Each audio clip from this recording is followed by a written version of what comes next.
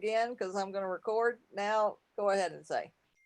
Oh, yes. So this is Liz Lawless, and she's going to talk to us about how to publish and tips on how we can support our authors in their publishing endeavors. So thank you for joining us tonight, and I will turn it over to Liz. Okay, great. Well, thanks so much. We appreciate you being here. Basically, what we're doing is we're doing a book club online. So, this is our virtual book club. Usually, what we would do is we would see you in the stores, or we would see you at festivals, or we would see you at conferences and things like that. But because we can't do that, tonight we're doing every Tuesday night, starting tonight, we're going to have one of our authors come and read to you from their work. So we have nonfiction, we have fiction, we have children's books. So we're really excited that y'all are going to hear and that you'll have the opportunity. And so we'll want you to come back or put us on your calendar for 8 o'clock, from 8 to 8:30 every Tuesday night. We'll have a different author here reading. So tonight I'm going to talk to you about my book, which is basically a publishing guide called Your Bestseller Book: 5 Steps to Quicker Publishing Success. And I'm just going to read a few things from the front of this. Basically the 5 steps are to um, have your dream. Most of us have a dream of writing if you're a writer. And so basically step one is to identify your purpose of your book and who your audience is, who you're writing for. Step two is conquering your fear, because no matter what happens to us, no matter how successful or unsuccessful or whatever, we all have certain fears about our writing process. Or are we good enough, or am I too old, or I'm too young, or and we let all of those negative thoughts come in. So the second chapter in our book is about conquering your fear. The third chapter is about creating your book. And the reason we say creating your book instead of writing your book is because today you don't even have to be a great writer to write a book. You can record a book, you can interview other people, you can do Q&A, you can write up a list of questions and then you can answer those questions. So there are all different types of ways to write. And so we say creating your book because now with technology, it's kind of is a whole new world, and you can kind of do it however you want to do it. And there's never just one way to write. That's the other thing we want people to know, is do it your way. If you write longhand like me, I write longhand still, and then I transfer it to the computer and type it up. Maybe you like to take notes on your phone and then you transcribe those notes, or you send it to somebody to transcribe. Some of you just sit down at your iPad or your computer and start typing. Whatever way you write is fine. The fourth one is publishing your book. And there really pretty much are only three options today for publishing.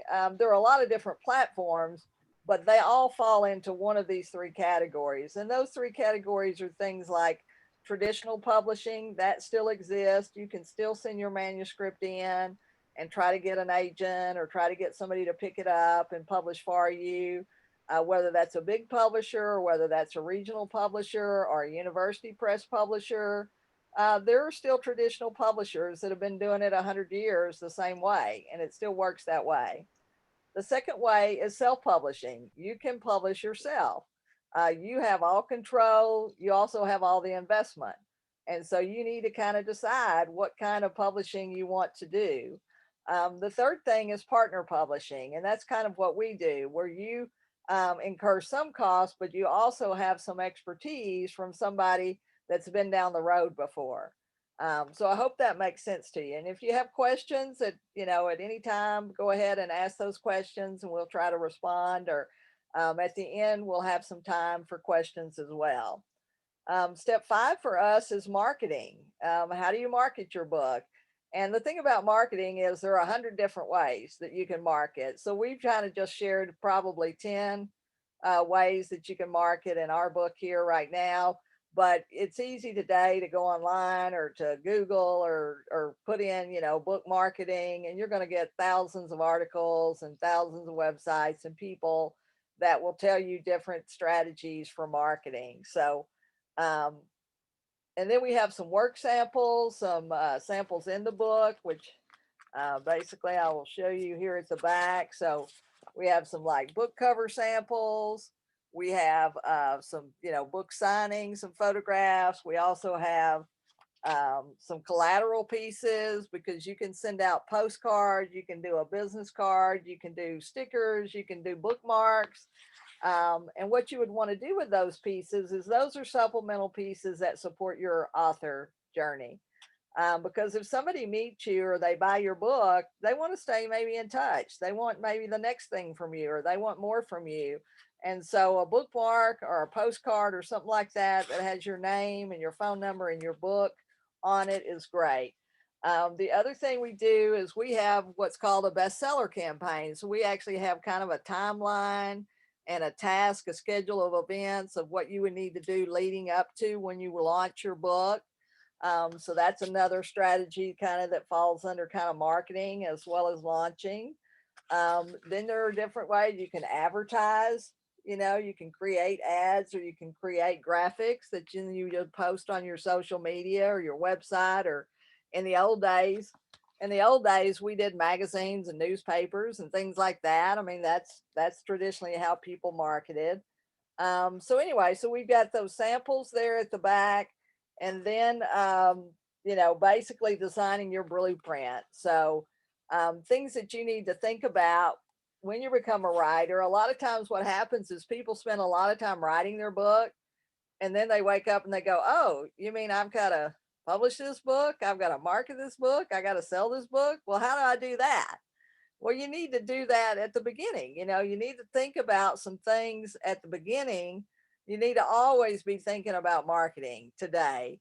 And even in the past, you still had to do some of your own marketing. Sometimes the publisher would do some of that marketing for you. But today, even if you go the traditional route, what somebody's going to ask you is, how many people do you know? How many books are you going to sell? I mean, when you go and apply for a traditional publisher, if it's a nonfiction book, you have to have a proposal. So you have to be able to tell them what your book's about, who your audience is, who your competition is, which is really interesting because a lot of people never want to think about who the competition is. But you really have to understand who your competition and who your market is. And then how are you going to market? Are you going to help them? What are you going to do? How many people do you have on your list? They're going to ask you all those questions. So you might as well start thinking about it when you first start writing. The other thing that we really encourage people to do is you can put a call to action. Like if you're reading down through here, maybe like you say in chapter 3 about creating your book.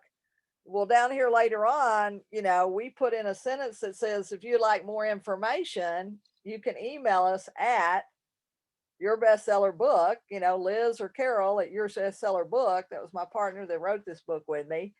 And you can get more information from us. So that's what's called a call to action. So, it's a little harder if you're writing a children's book. You really kind of got to put that at the beginning with your like social media or your website, or at the end in your biography. You can say, I'm available to come and speak, or I'm available, to do talks or whatever. Or if you want my other books, you can find them at. So those are what are called call to actions, or CTAs. That's what that's called. But if you write your whole book and then you wait till the end and you try to go back and feed those things in, it's a lot more difficult. It's a lot easier that as you're writing, you go, oh, well, here's a spot where I could say, oh, I've got a recipe. I've got a recipe for cupcakes. Julie, for instance, has a book related to cupcakes and making, birthdays, celebrations. Well, she could say, I've got a recipe. If you go to my website, you can find that recipe. I've got a free download or whatever. But if she doesn't know to do that, then she's got to go back and figure out a way to put that back in the book, if that makes sense. So those are some things that you can do. So I'm just going to pick a little short section here and read to you about why people. We also have some things in here about mistakes that people make. I'm not going to read you that. I'm going to actually read you something else. I'm going to read you about making writing a priority. So So anyway, so creating your book may seem like a daunting and overwhelming task. In fact, we often talk to people who say that they are in the process of writing their book and they've been writing it for many, many years. If that is the case for you, it's time to finish your book, okay? 100% and get your message out there. Writing or creating your book can be the most exciting part of the process, and it doesn't have to be that hard. It's time to get over the overwhelm and get to the done and on the bestseller list. So, how do you do that? Well, here you will learn some of our secret strategies that will get you finished, produced in record time. Get your book finished, produced in record time. I'm sorry. A book that you'll be proud of, a book that your readers will enjoy, and a book that you and your readers will be asking for more. So, one, start with a solid outline and content you already have. That's one way to write. This requires you to think with the end in mind. What is the purpose of your book? And what do you want the readers to do? We help authors work through this process if they aren't sure where to begin, or having a block, or they're not sure how to integrate that desire for the reader and how they'll want to continue a relationship. When it comes to content, you often don't have to look too far. Consider things that you've already created. Step two, take time away and create your book in one sitting. Some people like to do that. Some people just like to go away for the weekend or go away for a week and just sit down and write and write and write and write and write until they get their book finished. A little harder when you're writing 260 pages, autobiographical or a memoir or something like that. But if you're writing a children's book, you may be able to go away for a couple of days and write that 2 or 3 pages, which becomes 40 pages once you have illustrations. So take time away, whatever you need to do.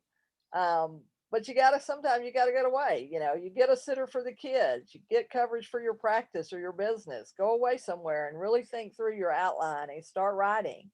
Maybe it's a cabin in the woods or a place by the lake or even a hotel room in town. It doesn't matter where, just that you get away by yourself and concentrate on writing. Make writing a priority. Number three, you might like to journal. A lot of our times people journal. If this is the case, just schedule a time each day to write a few pages or a chapter. Be sure to do those things during your peak productive time because most of us have a time. Some of us it's early in the morning, some of it's late at night.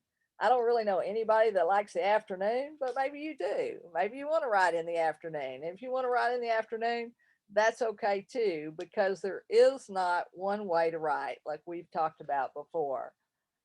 Four, interviewing others is a great way to start.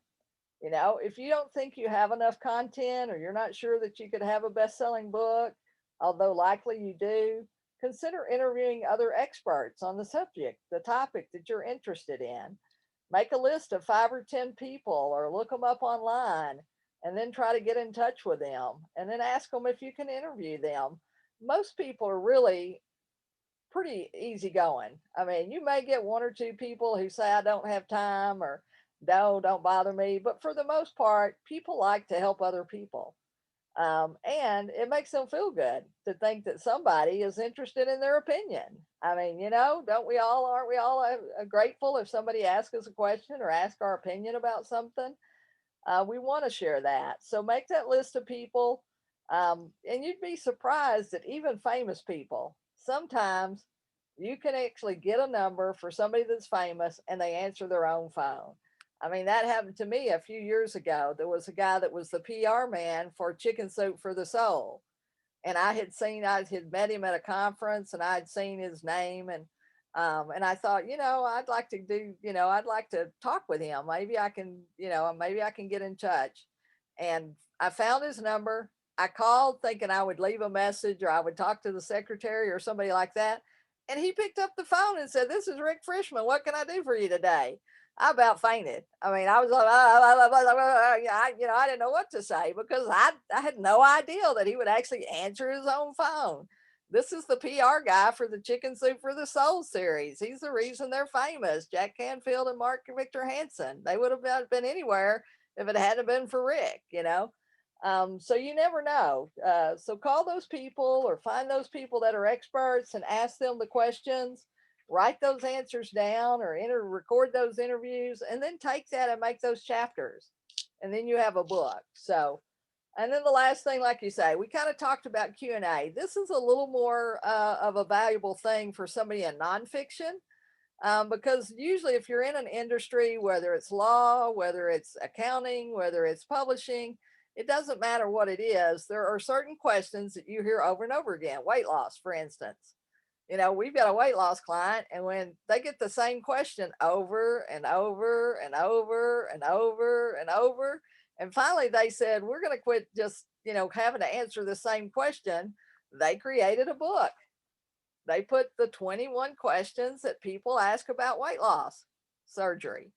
And then basically the first 10 questions were the 10 questions that everybody asked.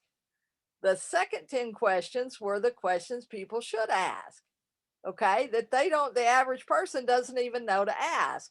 But because they're in weight loss, they know what those other questions are. What do you need to do to be prepared before you have surgery? You know, how long does it take after surgery? You know, I mean, there were just certain questions that nobody would ask because they don't even know to ask those questions. So if you answer those questions, that's another way that you can create a book. Okay.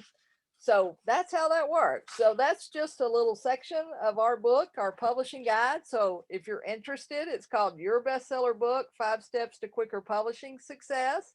You can find it on Amazon. You can find it at our website, at my website, which is www.lizbookcatalyst.com. You can follow me on Facebook. I have a Facebook page under author Liz Lawless. I would love to talk to you there. So if you have other questions about publishing or writing or marketing a book, any question you might have, I'd be happy to answer that there on that site. You can post a comment there. You can send me an email at lizbookcatalyst@gmail.com, and I'd be happy to respond there as well. So we thank so much for coming on tonight and listening and learning about our book club that we are starting out. This is our inaugural session, our very first session. And so we'll hope that you'll come back next week when we'll have Hester Johnson Moore. Hester has a book called 16 and 68, My Story. She actually, as a 16-year-old girl, if you can imagine this, as a 16-year-old girl, marched in the march before Martin Luther King was assassinated 4 or 5 days later. So first she marched down in picketing lines in front of some of the stores for the sanitation workers strike.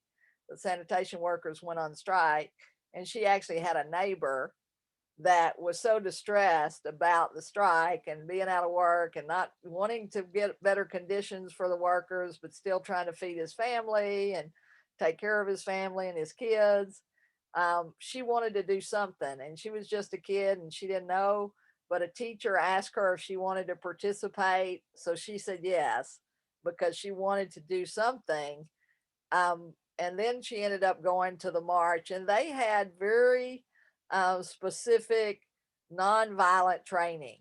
They had to go through 4 weeks of training before they could march.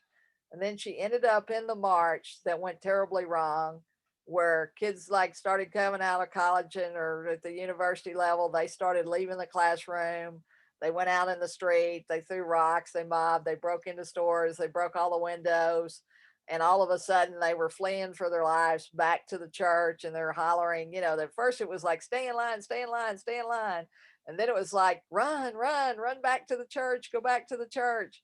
And they all ran back to the church, and they're in the church, and then they hear these loud bullhorns. If you don't come out in 15 minutes, we're coming in to get you. And they look out the windows, and there's all of these armored tanks and guards and National Guardsmen with guns and police with guns with bayonets on the end of them. And they're in the church thinking, and she's thinking, I'm going to die. I'm going to die. My mother's never going to find me. My mama's not going to know where I'm at. I'm going to die. You know, so a situation can turn, you know, she never had any idea that something like that would happen. So she's going to be here next week reading. She's going to be telling more about her story. And obviously she can tell her story much better than I can. But we'll hope you'll join us again from 8 to 8:30 next week and every Tuesday night. The week after that, we'll have Bobo Nixie, and he'll be here talking about his book, a children's book, The Moon with a Crooked Smile. So show up for that, put that on your calendar, and we'll see you next week. Okay. Does that make sense? So something like that. Okay. I don't want to leave the meeting. You can unmute yourselves now, or do I need to unmute you? No, we're back. We're There alive. you go. Live. Everybody's live. Yeah, Okay. that was great. That So was something really like that, and then hopefully we will have some questions. And like I say, if there aren't questions, we'll ask we'll write a series of questions before each person's thing related to their book or their subject matter, so that we can ask you that kind of question. Okay. And whoever's hosting, I mean, Linda, you'll kind of know the questions to ask Bobo. You can say, why didn't you write your memoir? Why did you write children's books instead what of your the memoir? heck were you doing? Yeah. What have you got? Or what have you got me into? I got it. Yeah, I got to work on my memoir. My wife say you cannot write any children's book no more. I said, but they're all stuck inside. I got to do something. No, finish your memoir. So I'm working on it with the recording stuff, what you're talking about, writing stuff like that. It's for me is a lot easier by say things, Right. talk to recording, whatever is to them. But the recordings didn't come out right wording like I want to say it stuff. So that's the hardest part. When I read it and see it, I didn't say that. Right. But Lena said, don't worry about it, because she gonna listen to recording. Now you're gonna listen to the recording too, so you're gonna adjust it. What's going on? What part go where? So Right. which is I'm looking forward. You can start doing that, reading it, so you can give me some more guidance and stuff like that. Yeah. And what you said before that makes sense. Some story missing on my book too. I will just remember myself. You're talking about how I play my time, spent as a teenager, a young boy, growing up in Montenegro. What stuff we did for entertainment. Right. There's so many all kinds of stuff like we got here. Right. Entertainment was the soccer and river. So that's it, and Adriatic. So I have to include that thing in a part of my recordings for the memoir, so you can put it all together. Right. Sounds great. Yeah, Yeah, that's good. And like you say, and it's interesting. I was visiting with somebody today, one of our other authors that hopefully y'all will meet later. Um, and we were kind of talking about the difference between a biography and a memoir. And I was saying, well, basically an autobiography is when somebody else writes about you, which you would think I always was confused because I always thought that was me writing it myself, but it's actually not. It's actually somebody else writing about you. It's an autobiography. sure. A biography is something that you write kind of in chronological order. You start with when you were younger, and then you're a teenager, then you're college, then you were married, then you were retired, whatever, worked or retired. A memoir is a series of experiences that are not necessarily in chronological order, but that affected your life, or that Like, yeah, made you think about things, or made you do make certain decisions or whatever, or that led you down a different path versus this path versus that path. So and he said, he's 80 or whatever, 75 or 80, and he said, I never knew the difference. You don't unless you're writing, unless you have a reason to figure out what it is. But yeah, so that's great. We'll add all that stuff to your recordings, and we'll look forward to hearing more about it. Julie, do you have any questions about stuff, or did that make sense? Do you think you I can? thought it was great. Okay, but you're not worried about, you can take razzle dazzle and razzle and dazzle us. I hope so. Yeah, you can. I'll try. Beth, what about you? You're muted again, and Josh, you're muted again. I think you did a great job. I think the format's good, and I want to buy your book. All right. Well, thank you. I appreciate it. Well, I appreciate y'all thank jumping you. on, and like I say, we'll begin to report better, and if we end up doing the live stream stuff, I'll let y'all know about that, maybe like Thursday. Thursday or Friday, I'll kind of figure out if I feel like that's, if that's something I feel like we can do and it's reasonable. I'll send that out to y'all, and we may have to jump back on a little bit sooner than 2 weeks. But otherwise, we'll have Hester next week. We'll do the same thing with a Zoom call with her. And y'all send y'all the links. And if y'all don't mind, share the links. But you can always send people back to the Dynamic Authors group on Facebook. So it would be Facebook, either www.facebook.com / Dynamic Authors group, or you can just use the @ sign, the little A sign. You can say FB for Facebook @ Dynamic Authors group, and people should be able to go to our group page and find the schedule. I'm going to keep that posted and pinned at the top of the schedule, whoever's going to be up that week. Are you Yeah, Judy. are you gonna keep the ones that are you gonna put it like on Facebook so if somebody misses it and they're interested, they can Right. That's why we Okay. went ahead and recorded. That's why I went ahead and recorded tonight. So I will post that recording. Right, exactly, on our group page there. And then once you've recorded it, I'll give it to you and you can post it wherever you want to also. Okay. So when Hester records next week, we'll record her and then give it to her and she can post it wherever she wants. Linda, y'all be able to post it on your Mobile End Media on the website, or send it out in your email, or, we'll send it out. And I'll also be doing an email through our group email with the schedule. And I'm creating like a little graphic. So I need probably a picture of you, Julie. I don't think I actually have a picture of you. I have a picture of your book. But if you'll go to the Dynamic Author group page on Facebook, you'll see where I added a graphic tonight, like my picture holding up the book. So if you want to take a picture where you're holding up the book, or I can just put your picture with the book, but if you want a specific, image that you want to use, and it'll just basically have the time and the date and your name and the name of the book, and then where they need to go, to the Okay. Facebook page for the link. Does that make sense? Yes. So we'll have that graphic created, and then y'all can take that graphic and use that too. I'll send that to y'all ahead of time so that y'all have that, and you can post that, wherever you want to post it, or you can email it out, because I'll send it to you as a PDF and as a JPEG. And, Okay. Great. for social Great. media, you need the JPEGs, but sometimes it's easier to send a PDF file to people through the email, because sometimes it makes the JPEG real big and then they can't download it, or, depending on what kind of system somebody has. So I always send a JPEG and a PDF, because most people can click on the PDF. And if it opens up, you can copy it if you need to. You can go in and make a copy, or you can insert it into a document. A PDF will insert into a document just like a JPEG or a PNG file. So if you get it and you can't feel like you can't do anything with it, you can always like import it into your document and then maybe utilize it that way. Does that make sense? So Mhm. It does. I'm going to turn off It this does. bright light off of my face, but off of y'all's face. Y'all don't want that bright light in your face either. But because I had my hat on, I was like, going to be different. But did we lose Beth? We lost Beth. Oh well. But anyway, I appreciate y'all jumping on. I don't want to keep you all night. But Linda, you got a question, or Josh? Anybody? No, thanks. Okay. It was Thank great. you. Good Thank example. you. Nice you. meeting you. See You too. soon. All right. Bye, Liz. I love you. Bye. Thanks, Roa. See you soon.